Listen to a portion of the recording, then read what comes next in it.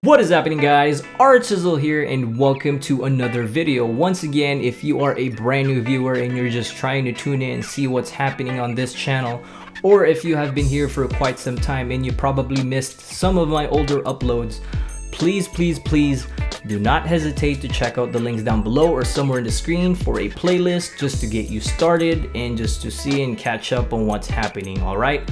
Also, if you want to see what's happening behind the scenes, some things that I don't even put out on my YouTube channel, or if you want to PM me privately, DM me privately, I have social media links down below for Facebook, Instagram, Twitter, and Snapchat. I think that's about it. And also, since you're watching this, if you like the video and you support the channel, hit that thumbs up. And if you don't like the video, hit a thumbs down and just make sure to leave me a comment down below for an idea or some sort of like comment or concern so we can address that and make the video quality better overall. All right, that said, on to the main topic of the video. Today's topic of the video will be what MOS, what military occupational specialty, what job, if you want to word it as a job, should I pick when I'm trying to join the army? I get this question like almost every single day. What job? Especially for the people that don't have any idea about what they're getting into. I also get these messages from some people who are reclassing from one MOS to another MOS. First things first, it's really up to you guys. What interests you? You don't want to be stuck in an MOS that you really have no idea or no interest. Like if you're forced to be a medic but you don't have any idea or you have no passion when it comes to like medical stuff, you probably shouldn't be a medic. So don't get sucked into jobs that you don't really want to do, all right? I'm about to become an army recruiter. I just graduated school, but I haven't been to my station yet. But this is something that I really want to harp on. I don't want to force people into jobs that they don't really want to do, because at the end of the day, it's going to be them who's going to be having a bad time, and I don't want that to happen. Just an example, okay? I want to be a medic because I'm so into medical stuff. I want to be infantry because my grandpa was in World War II and I want to be like him. I want to be an MP so when I get out, I have like some sort of training to be a policeman. It really depends, but there's some factors that you guys have to consider. You have to be qualified for a certain MOS. Number one, is your ASVAB score high enough for you to be qualified into a certain MOS that you want to be in? Again, just another example because I'm a medic. If your ASVAB score doesn't meet the line scores or whatever to be a medic, you can't be a medic. Number two is citizenship. A lot of the military intelligence jobs require you to become a citizen, especially the ones, again, this is kind of like tied in together, I guess. Most of them require a top secret clearance. So if you're not a citizen, you may or may not be qualified for some MOSs. And if you don't have a top secret clearance, you may or may not even be also qualified for certain MOSs. So you gotta bear those in mind. Just a rundown: ASVAB, citizenship, security clearance. Another one is current physical medical qualification. Let's say you want to be an 11 Bravo, you want to be infantry, but you have stuff done to you as in like an operation or a chronic illness. If you don't qualify physically and medically to be in a certain MOS, you are probably not going to be qualified to be in that MOS that you want. I know it sucks, but that's the truth. You might need a waiver or whatnot, but the best way is to go to your recruiting office and talk to someone about it. Another one that a lot of people do not understand, and I get a lot of messages about this also, is that some MOSs are only available in a certain time, or let's say by luck. A good example is public affairs, 46 Romeo and 46 Quebec, I believe.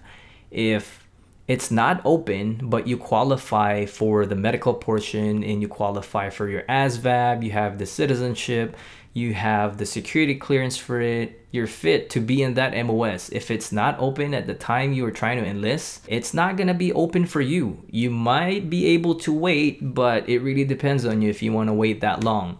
That brings me to another point. You guys have to have a list, a wish list, if you will. You have to have something in writing, or at least in your head, a hierarchy of jobs that you want to be in. Let's say option 1, you want to be a medic, but medic is not available. You have to have an alternate option. You want to be a military police, a 31 Bravo. If that's not open, you have a third choice. You have a cook. It really depends on you. You can't just settle and set your eyes at one MOS because it's really hard. You know what I mean? You always have to have a backup plan. But then again, if you really work hard and if you really pursue that MOS, and if it's your luck that it suddenly opened up to you, go ahead and grab it. Also, I guess this is my homework for you guys. If you're trying to get more information about a certain MOS, there is a lot of information online. You just have to search for it. You gotta search for stuff that really helps you out. As in, if you wanna be a 6-8 Delta, a surgical tech, talk to someone who's been in that MOS. That person is the best POC, best point of contact to tell you what they do every day, what are the pros and cons. Or if you don't know anyone or you can't get a hold of anyone in that certain MOS that you want, ask someone who kinda is in line with that MOS, some 6-8 whiskey like me. But then again, I'm gonna remind you guys, not every soldier knows all the MOSs.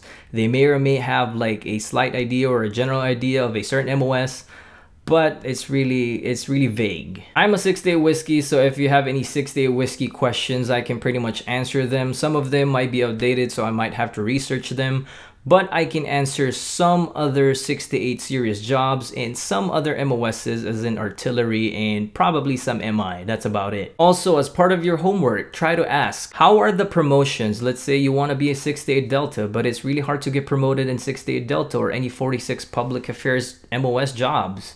Do you really want to be in that MOS? You got to consider those factors. Promotions, growth. You don't want to be an E4 forever, an E5 forever in that certain MOS, right? Some people pick jobs also that they know that they can use in the civilian side. Let's say a 6-8 Charlie, an LVN, an LPN. Once you get out, you get your certifications. If you want to be a lab tech, you can be a phlebotomist out of the army. So you already got your certifications. Some people also pick MOSs like infantry or artillery that doesn't really correlate on the civilian job, but they do get a lot of life experiences and a lot of skills that you won't get anywhere besides the army.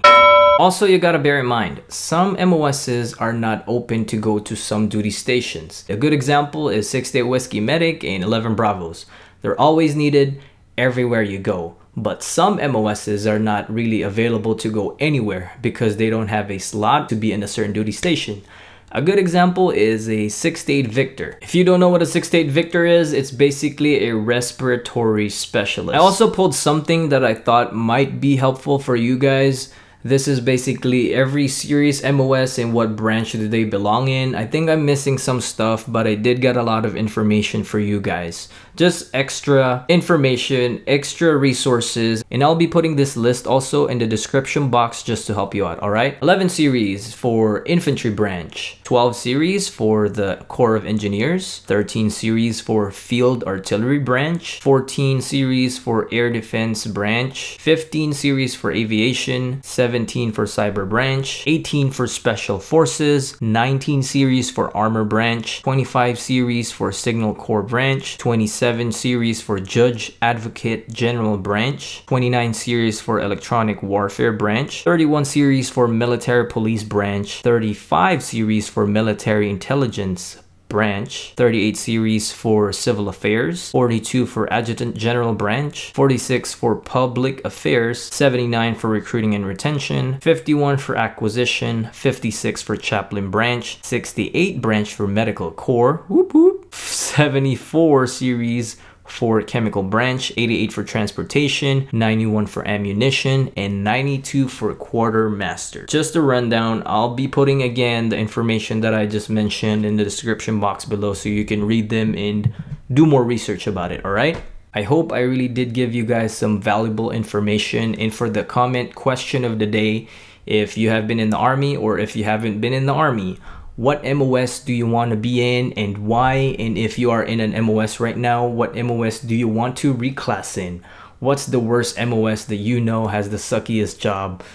Reminder also, we're not MOS bashing because every MOS is critical for the United States Army. Just remember that. Everyone has a role, everyone has a job. That's it for today. If you like this video, don't forget to give it a thumbs up.